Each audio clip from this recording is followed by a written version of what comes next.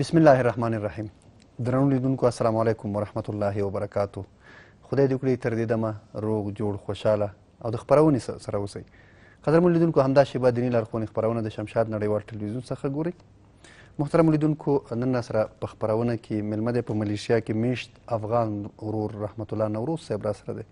کور دې ودان وي چې زموږ بلنه یې منلې سټوډیو ته یې تشریف راوړی. محترم لیدونکو له نوروز صاحب سره به د روژې په اړه د روژې په مقصد همدارنګه روژې په پلان روژه څه ډول پلان شي، نوروز صاحب په ملیشیا کې اوسېږي، هلته روژه خلک څنګه استقبالوي، هلته د خلکو حوصله په روژه کې څنګه نسبت زموږ ګران هېواد افغانستان ته. نوروز صاحب ښه راغلاست، ته ستړي مه شئ، هر کله خوشحاله اوسئ. نوروز صاحب راځئ چې لومړی به په روژه وغږېږو چې د روژې مقصد څه وي. ډېر ښه سوال دی.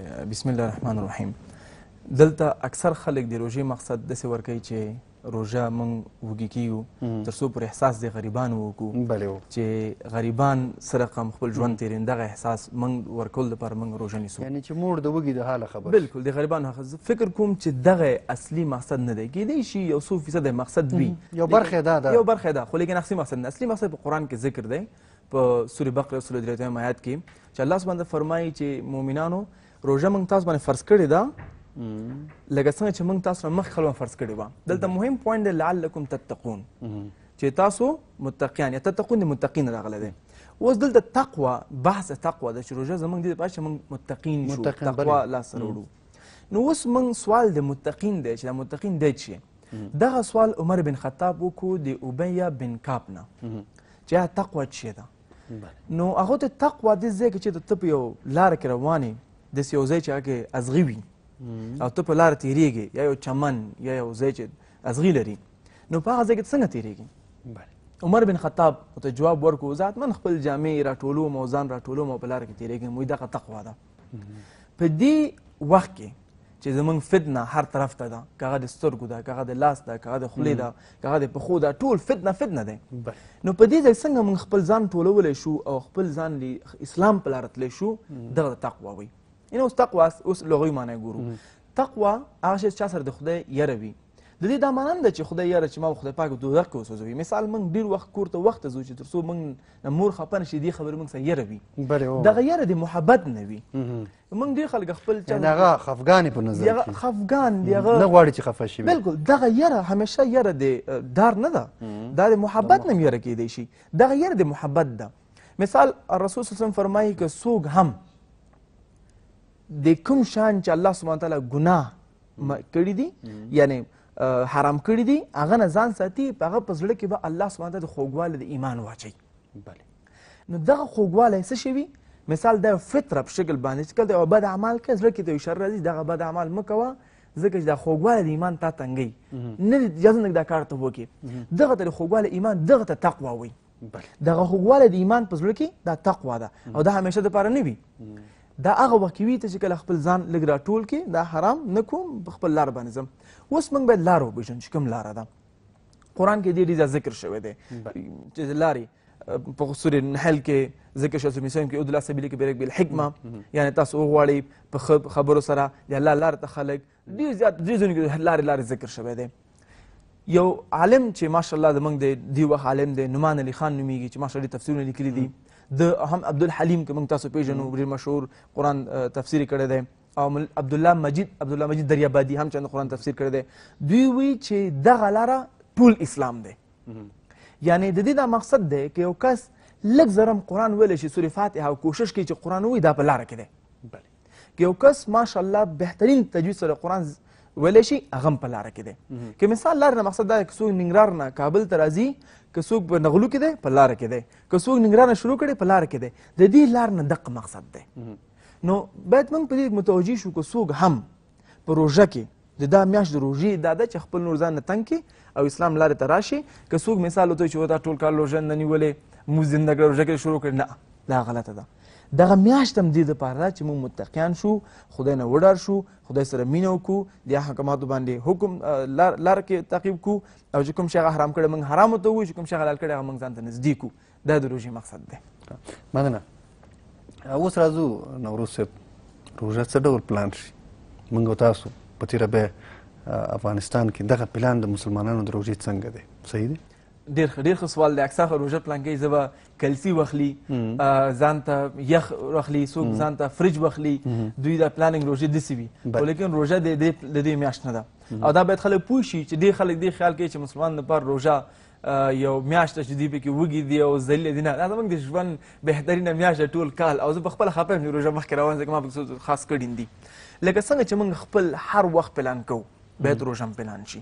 چون روژې بنیادی مقصد تقوا ده، نو باید اول موږ بنیادی مقصد پلان کو او بیا د روژې یو میاشت ده چې الله سبحانه په قرآن نازل کړی دی.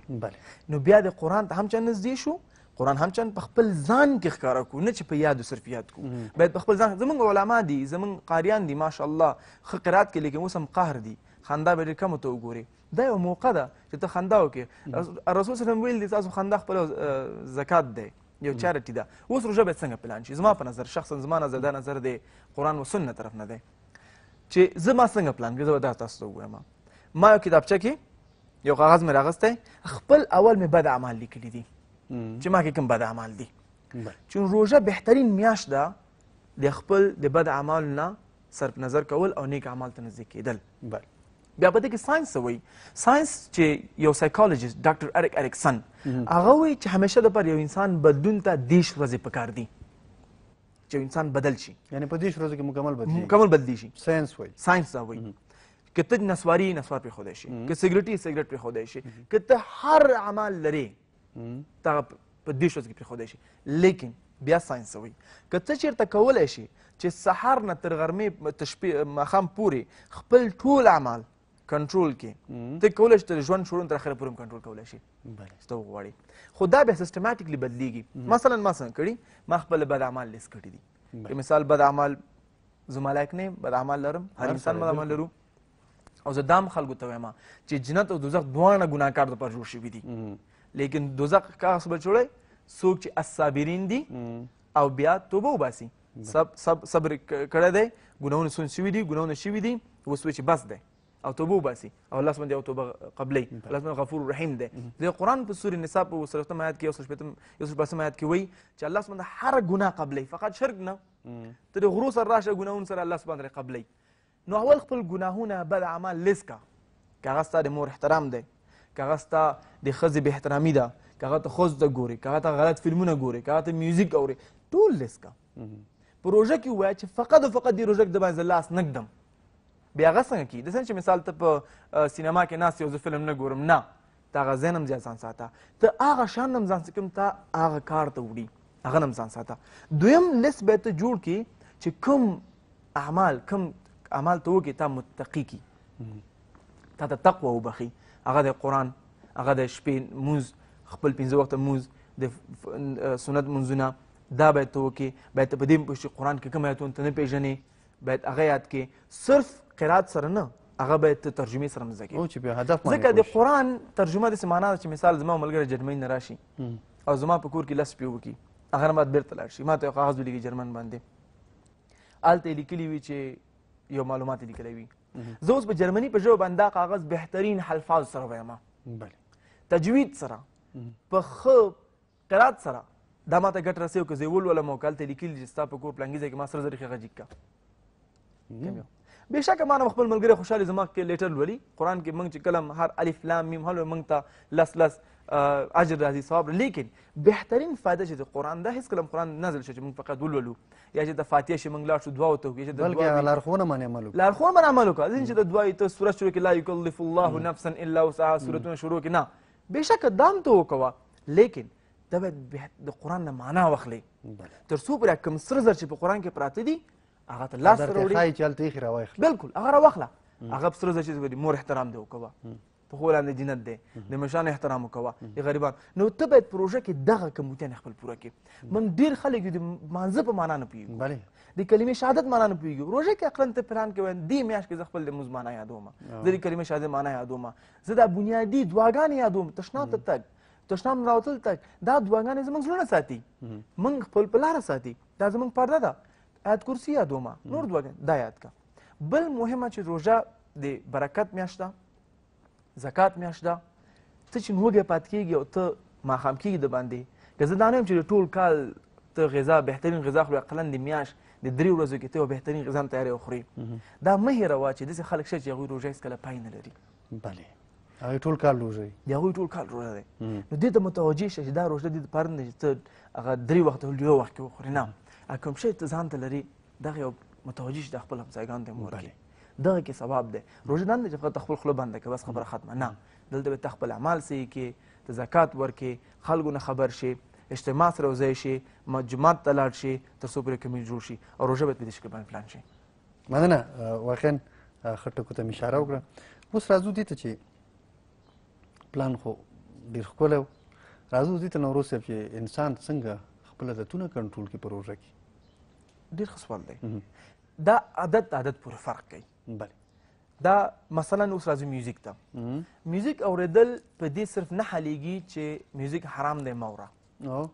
ځکه مثال اوس موږ تاسو ګیرې لرو ماشاءالله موږ ګیره په دې نه پرو چې موږ ته ویل لکه سنت دی پرېږدی زه ته قصه وکړم زه په مالیزیا کې په سلنګور ښار کې په یو پوهنتون کې دعوت کړم چې په حجاب باندې بحث وکړم حجاب چې آیا حجاب په اسلام کې شته دی او که شته دی څنګه دی نو دې باندې بحث وکړم زال تلل ما ټول بحث په دې وکړو چې ولې موږ په خدای یقین وکړو ولې به د احکامات تعقیب کړو ولې به موږ د غلامي وکړو په ټول بحث زما په عقیده باندې و د حجاب ما ذکر ونه کړو نو ما د کس راوروبا دعوت کړی څه دپاره یو تا بحث پسې وکړو ما ویلې حجاب زه غټ لیکچر ورکوی شم خو لیکن موضوع د حجاب اخره کې سوال جواب کې ما جواب کړه بنیادی موضوع د خدای د عقیدوي موضوع چې دوی خو هغه یو ځل ومني که چې هغه ځل په ځان کې ومني چې دا وګوره یو ساینټسټ چې مثال رسل برانډ هغه وایي چې انسانیت دی انسانیت یو حقیقت باندې خرڅ شوی دی یعنې غورځول شوی دی او انسان باید د یو نه یو وخت کې همیشه غلام پاتې شي که هغه د خدای غلام پات کیږي که خپل د وظیفې غلام پات کیږي که هغه د هر څه غلام دی موږ غلامي نه بغیر څه نشو کولی نو که چېرته موږ اوس وایو چې په کیدی شي زه دفتر ته لاړ شم حجاب وانه غوندم او خلک به ما خوښ کړي که موږ دا ووایو چې نه حجاب واغوندم خدای به ما خوښ کړي خدای به زما ټول مشکلات حل کړي کومه بهتره دی نمبر 2 بهتره دی بد اعمال پورې فرق کوي ته کوم بد اعمال لري مثال میوزیک برته ووایم چې کله ته قرآن سره پروژه کې نږدې شوې قرآن دې اورېدو مونځ دې 5 وخته کو اجتماع سره یو ځای وي جومات ته تلې علماو سره نږدې وي هغه اتوماتیک سرکل کې میوزیک له منځه ځي دا سرکل دی که ته اوس مثال پورنوګرافي ګورې یو غلط فلم ګورې ته باید هغه ته وخت ورکړي بعضې اعمال دي چې هغه زموږ په ذهن کې ډوپامین یو نروز دی هغه ځای نیسي هغه لکه څنګه چې چرس دی سګرټ دی او نسوار دی دوی فقط په نیکو باندې نه ختمیږي دوی ته سیسټماټیکلی دوا پکار ده یو دوا دا ده چې کله زموږ ډوپامین یا فرنټل لوب د ذهني چې کوم نیورو ساینټسټ وضاحت درکړي دي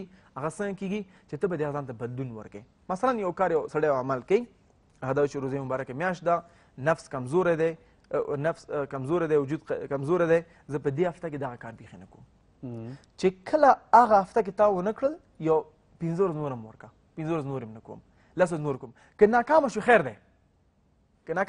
دی بیا خپل ځان ته تاوت وکړه خو دا فکر هېڅکله مه کوه چې خدای پاک به ما نه بخي دا غلطه ده زه داسې یو حدیث وړاندې کوم د رسول صلی الله علیه وسلم دا حدیث په ترمذي کې صحیح بخاري کې صحیح مسلم کې ذکر دی زه یې ټول نه راټولوم چې څوک ونه وایي دا کوم ځای ته ټول شوی دی دا مختلف ځایونه ذکر دی رسول صلی یو حدیث کې ویلي دي چې که څوک هم د ورځ په قیامت به خلک زما امت نه راشي نیک اعمال سره لکه غرونه په شان دي لیکن هغوی به لکه خاورې یا ډسټ غوندې توی او خراب شي څه شي وجې نه چې د هغوی په خپل پرایویټ کوم وخت کې دوی چې په کمپله کې وو په توشکه کې وو په کوټه کې وو د الله سبحانه تعالی لاین نه وتلي دي یعنې غلط کارونه یې کړي دي په خپل کمفرټ زون کې دا کمفرټ زون د راحت موقع دا نه دی صرف چې ته ګناه وکړې که ته خپل ښه سره بد رویه کوې او په دې پوهېږي چې ما باندې څوک قوي نشته دی دا هم د الله لاین نه وتل دي نافرماني ده دا هم نافرمي ده دلته خپل هغه دی امام حسن البشري وایي چې افراطیت په 2 قسمه دی یو چې یو شي کې ته ډېر برځې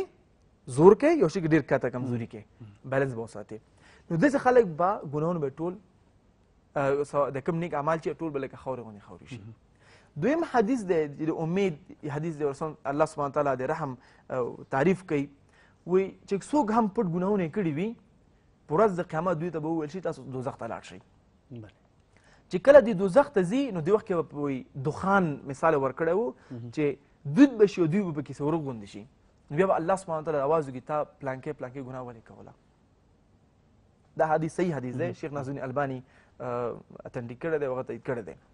نو هغه به ورته وایي چې زه ډارېدلم او ومې نه کړه، چاته مې ونه ویلې، پټ ګناه ونه چاته مې ونه ویلې، دا چاته حاله نه وایي.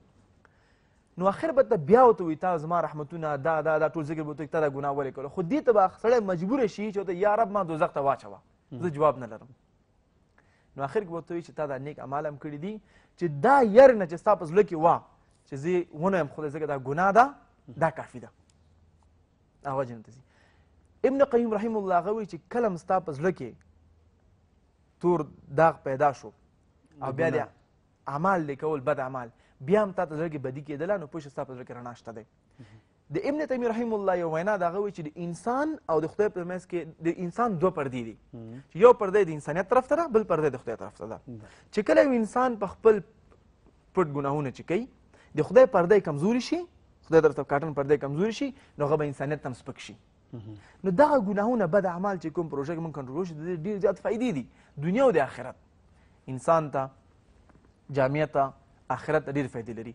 نو ما مخکې ذکر کړو ته باید په دې پوه شي چې ستا کومه ګناه ده او بیا عالم ته دې ورشي چې زه دغه ګناه کوم څنګه کنټرول کولی شم او دا به څه کومک کوي چې کله بیا ګناه دې بیا وکړه خیر ده، هېڅ خبره نه. بیا زموږ په ټولنه کې چې یوه ګناه ډېره ده چې هغه هم په نارینهو کې ده هم په زنانهو کې ده چې غیبت دی. اسلام کې د سخته منع شوی. موږ راځو په دې چې کوم عادتونه څنګه کنټرول شي. د غیبت په اړه څه نقصه لري قدمونو لیدونکو ته چې څنګه دا له منځه لاړ شي.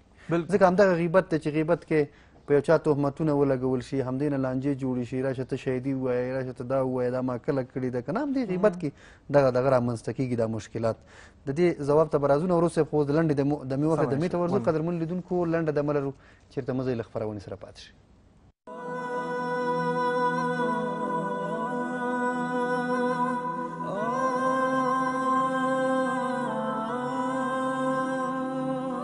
درنو لیدونکو بیا هم ستړي مه شئ.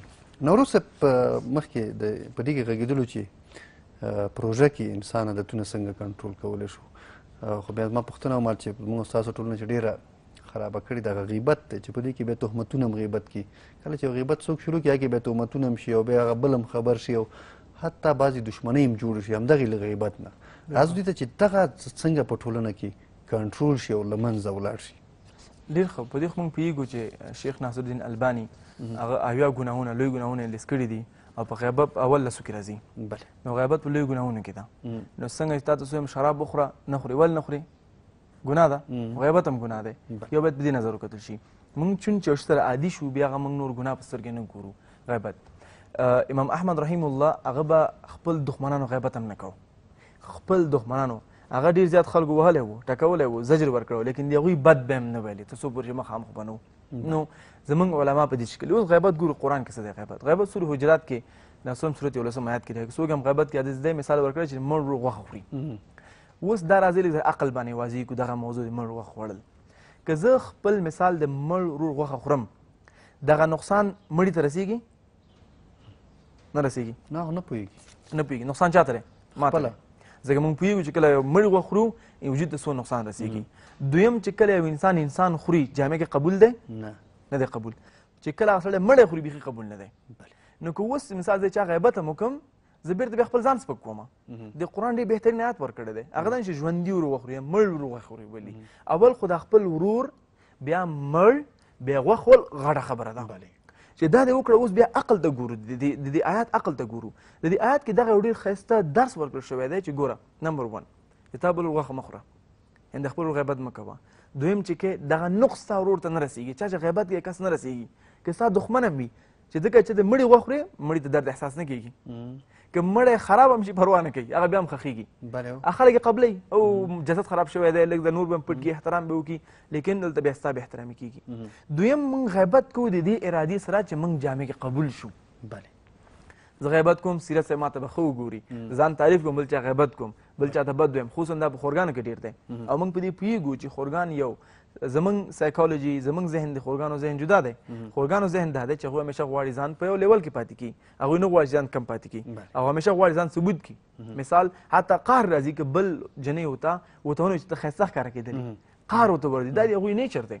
نو په دې به ډېر متوجه شي چې کله دوی خپل موږه خوري د چا غیبت کوي دوی په جامع کې خرابېږي، دوی جامع کې نه قبلېږي، دوی جامع کې بدنامه کېږي. اوس مثال موږ ډېر لرو په خپل کلو کې، خپل فامیلونو کې، خپل قریه کې، خپل خپلوان کې وګوري کوم کس چې غیبت نه کوي هغه څونه محبوب دی خلکو ته، کوم کس چې نه کوي هغه څونه محبوب دی. او هغه نه ټولو نه وروسته دا یو لویه ګناه ده، لکه څنګه چې زنا لویه ګناه ده. کېدای شي زنا په لیول باندې نه وي، لکه څنګه تهمت لویه ګناه، دا په لویو ګناهونو کې راځي. او دا لوی ګناهونه تاسو عادي مه ګورئ، ځکه قیامت چې اسانه نه دی. یو ورځ رسول صلی الله علیه وسلم په عایشه په زنګون باندې ویده و، نو عایشه اوښکې راغله په مخ باندې ولګېد، ویښ شو. نو ته ما بقي عایشه وایي څه مسله ده؟ نو هغه ته قیامت نیغ کېناستېدو، یعنې لاندې نو سره خبرې نه کړې، نیغ ورسره کېناستېدو. او دا ورته وویل چې هلته به خپل خپلوان نه معلومېږي، هلته به ته اوس ستا اعمال وي. که زه تاسو یو اطاق د دننه کړم، زه یو اطاق د دننه شئ، او څه چې م خوښېږي هغه واخلئ، خو فقط بیرون یو شی راویستی شئ، یو شی ډېر ناچیز، یو مړۍ ډوډۍ یا یو ګیلاس یا یو پیاله یا یو قلم. د اطاق کې د دنیا هر څه شته دی، دننه شه ازاد، خو چې کله بیرون راوځي یو شی راخلي. ته نور شیان ته لاس کوې نه کوې، ځکه ته بیرون نشې وستی. نو دا دنیا کې موږ فقط یو شی ځان سره لوړ شي، هغه نیک اعمال دي. دا نور شیان باندې ته څه کوې؟ ځان وساته که نه. نو بیا رمضان بهترین میاشت ده چې ځان متقي کې، ځان تقوا ورکې، غیبت نه ځان وساتې. والله بالله ته غیبت ځان وساتې، تا ته به خدای ډېر مشکلات ستا حل کړي. دا ډېر مننه. اوس راځو، کېدای شي زموږ لیدونکي به هم په دې تمه وي. راځو، تا خو د افغانستان روژه م ولیدله، تاسو په ملیشیا کې اوسېږئ یا په نورو هیوادونو کې هم تاسو ګرځئ، جرمني شو، هندوستان، دغسې نور ممالکو ته ځئ. زموږ روژه او د هغې روژه څه فرق لري؟ فرق یې څه تا احساس کړو؟ ډېر ښه سوال دی. یو خو دا چې افغانستان کې زما 15 کلو والله اعلم څومره کلونه بعد زه روژه افغانستان کې تېروم، نو زه روژه کله نه وم راغلی. بهتره دا چې افغانستان کې موږ په دې خلک وایو چې خلک ټول د خپل ځان په غم کې دي، افغانان خپل ځان په غم کې دي. دا داسې حقیقت نه دی. زه ګورم هر تلویزیون کوشش کوي چې غریبانو ته کومک ورسوي، د غریبانو عکسونه په تلویزیون باندې واچوي، او وزیران، والیان، معاونان راټول کړي تر څو کومک ورسره وکړي. دا فقط او فقط افغانستان کې دی. دا فقط افغانستان کې دی. دا ډېر بهتره پوینټ دی. بل موږ ګورو چې خپل زموږ ورزشي چې کوم قهرمانان دي، هغوی هم چې نن غریبانو سره ځي او سره عکسونه وباسي او د هغوی حالت واضح کوي او هغوی ته کومکونه کوي.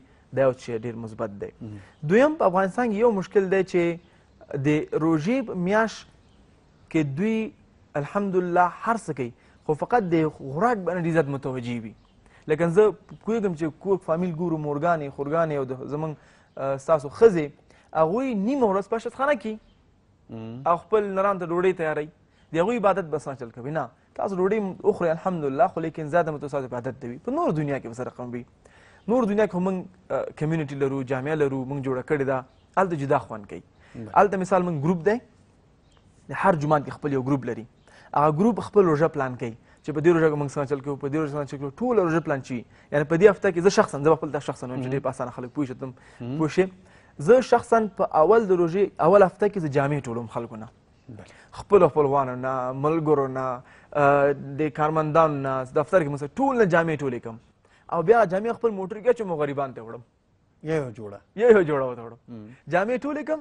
مثال زه یو ځای ته لاړ شم، د ښځو جامې وي او ته یې دا خپل کور ته ویسئ چې کوم څه خوښېږي هغه ته جګ کوئ، 2 جوړه جګ کوی شئ. همداسې نور رفیجیان شته، غریبان شته، هغوی ته وړو. څنګه څوک فرنیچر ورکوي، څوک یو پیاله خلک چاته ورکوي، څوک ګیلاس ورکوي چې خدای وکړي اوس څه نه وي، څوک چې ورکوو موږ ټولو او غریبان ته وړو. یو دا کو. دویم، موږ ځو دغه سړک باندې درېږو تقریبا 100 ورځې چې موټر یې کوم تېرېږي او روژه مات نه کوي، هغو ته موږ د ډوډۍ برابر کړي ورته ورکوي. دا یو مینه او محبت جوړېږي. دلته موضوع 2 مړۍ ډوډۍ نه ده، هر چا سره ډوډۍ اوبه شته چې ماتې کړي، که ته ورته ورکړې مینه جوړېږي. او ماشاءالله زموږ مولان وایي چې زړه مینه په داد معلومېږي. دلته زړه مینه په داد معلومېږي، که نه ډېر مهمه ده. دا آخر کې چې موږ څنګه کوو چې افطار د ډېر جالبه دا ده چې ښځه خاوند سره د ماشومانو جومات ته راځي او خپل اقلاً په هفته کې 2 ورځې ډوډۍ په جومات کې خوري. متاسفانه او بیا متاسفانه چې په افغانستان کې موږ د ښځو لپاره حقوق جومات کې نه ورکړي، او په اسلام کې باید ښځې جومات ته راشي، چون فتنه ده. او زه خلکو ته دا فتنه به ختمېږي کله چې موږ یې ختم، څوک به ختمه کړي. نو چې کله زموږ دغه جوماتونه زموږ جامع راشي، ښځې سره راشي، سره وپېژني، دا یو اجتماع جوړوي.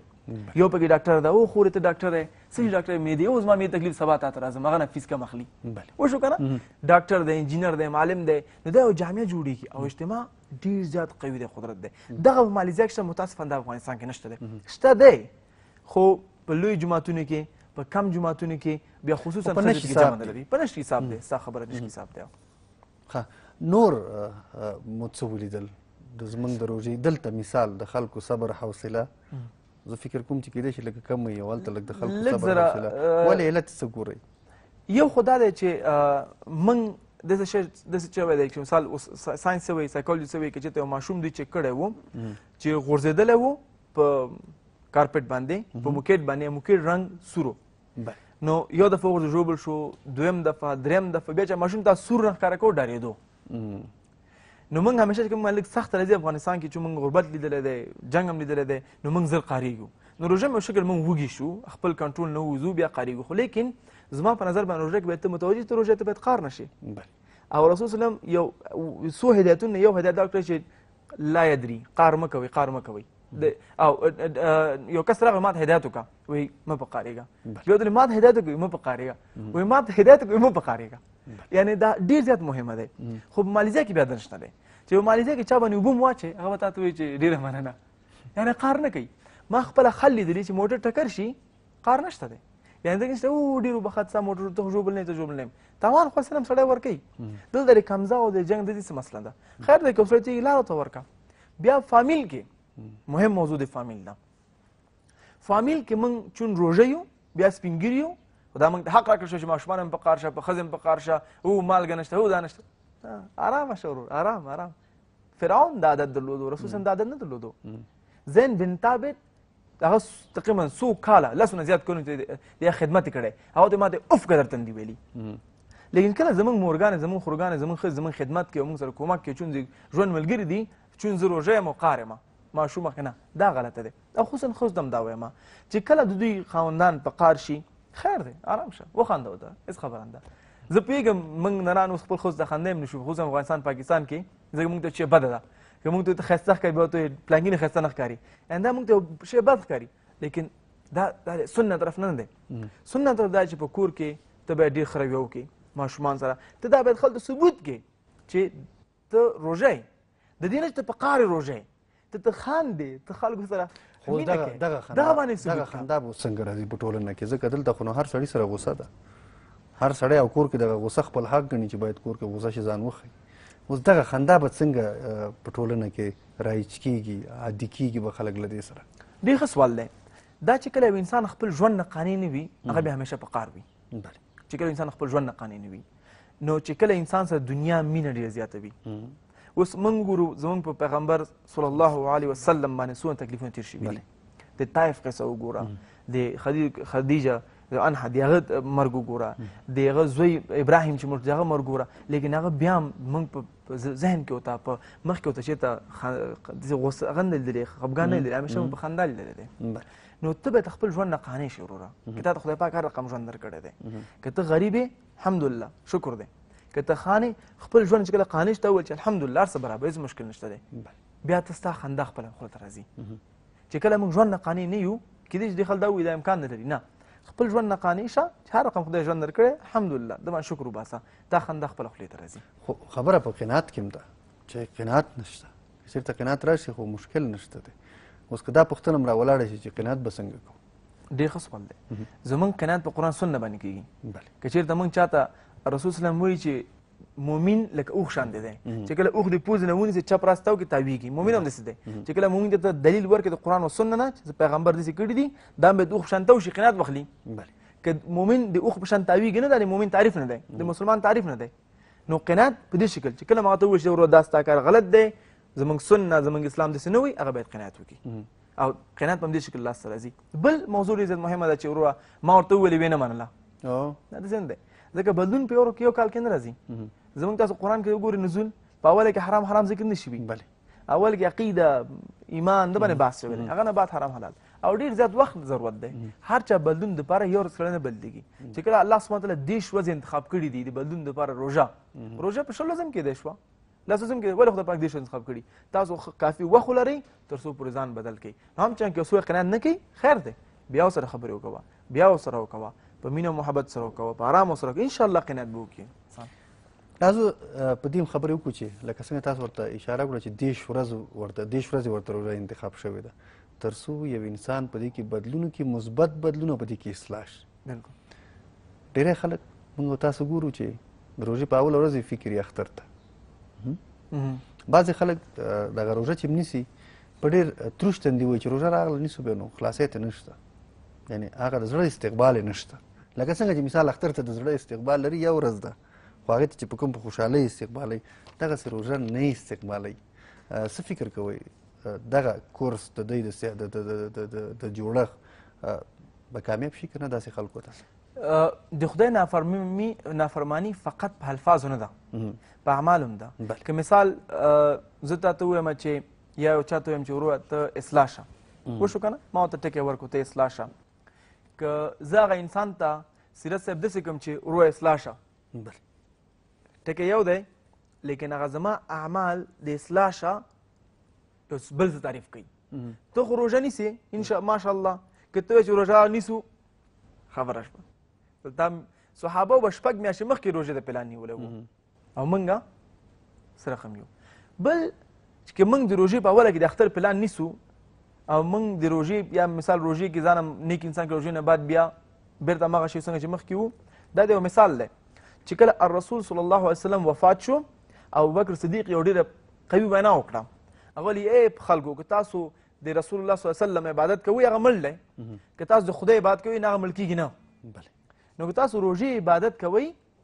روژه ختمیږي او راځي که د خدای عبادت کوئ خدای پاک په هر وخت کې موږ ګوري نو موږ باید د باندې پوه شو چې موږ د روژې عبادت نه کوو روژه فقط یو چوکاټ د دین نه کیو پکې ځان اصلاح کوو او بیرته روز بیرته خدای عبادت کوو او بل خپل اعمالو باندې دا موږ ګورو تشکري ادا کړي دا به جدا لیکچر وي چې ولې موږ تشکري چې به حیث مسلمان ویدل ما مخکې ذکر وکړو چې موږ د اتاق نه فقط یو شی راغستی شو نو دې دنیا نه ته فقط خپل یو اعمال راغستی شي او د روژې یو برکت میاشت ده چې د دې ثواب الله سبحانه وتعالی ذکر په دې دنیا کې نه کړي دا به یې زه ورکوم که مثال چا ته ووایم چې زه راشه کور ته تا ته به زه خدمت کوم هغه بهتر تا ته ته دونه پیسو باندې کار وکوه که ته مثال داسې که ته په یو غر کې غټ ګټ یې ښه دی که ته په یو ښایسته بلډینګ کې یو دیګ یې ښه دی که ته په روژه کې صحیح د روژه غټه میاشت ستا اعمال پکې نه معلومیږي ډېر خلک پکې لیکن ستا اعمال ډېر مهم دی هلته که ته په نور روژه کې ته ډېر ښه کارونه کوې صحیح دی لیکن دلته ستا باید هغه چوکاټ برابر وي که ته یو تیږه غټ بلډینګ کې تا ډېر ارزښت لري لکه غټ غټ چې په نوغه کې